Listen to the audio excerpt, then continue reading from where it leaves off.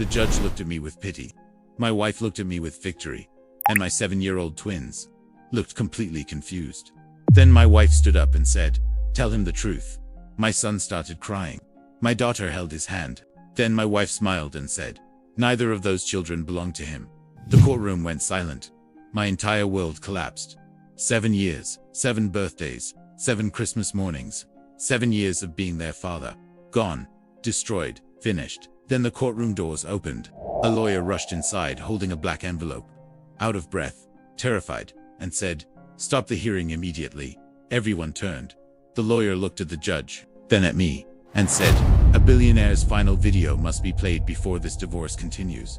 Nobody understood, least of all my wife. But 30 minutes later, she would be screaming and begging.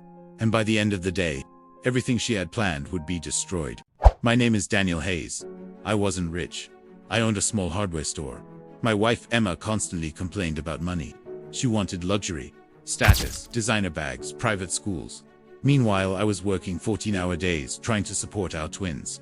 Then one day she asked for a divorce. No warning, no explanation, just divorce papers. A month later, I discovered why. She was having an affair with billionaire businessman Victor Kane, a man worth billions. The kind of man who arrives in helicopters. The kind of man women leave husbands for. Then came the final blow. Emma claimed the twins weren't mine. The DNA results arrived. The judge opened them. Silence. Then shock. The results showed I wasn't the biological father. The courtroom erupted. Emma smiled. Victor smiled. They thought they had one. Then the lawyer who interrupted the hearing stepped forward.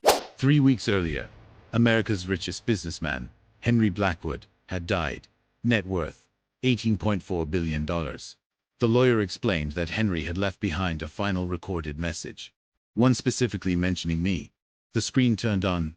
Henry appeared week-old, dying, but smiling. Then he said, "If Daniel Hayes is in this room, everything you're about to hear will change his life." Henry revealed a shocking truth. 30 years earlier, he had fallen in love with a woman. That woman was my mother. The relationship was hidden. The child born from it was me. I wasn't a hardware store owner. Not really. I was the only living heir to a billionaire dynasty. Then Henry revealed something even worse. He had secretly investigated Emma years earlier, because he planned to leave me his fortune. His investigators discovered something horrifying. Emma knew about the inheritance. For years, before I did, the room froze. My wife turned white. The video continued. Emma had secretly been preparing for divorce for over 2 years, waiting for the inheritance, planning to take half. Then Henry played a hidden recording. Emma's voice filled the courtroom, clear as day. "Once Daniel gets the money, I'll divorce him and take everything." The room exploded. The judge couldn't believe it. Victor looked horrified. Emma started crying, but the video wasn't over.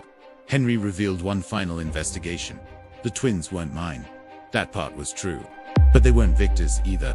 The biological father was Emma's ex-boyfriend from college, a man she had secretly been seeing the entire time. Even Victor had been manipulated.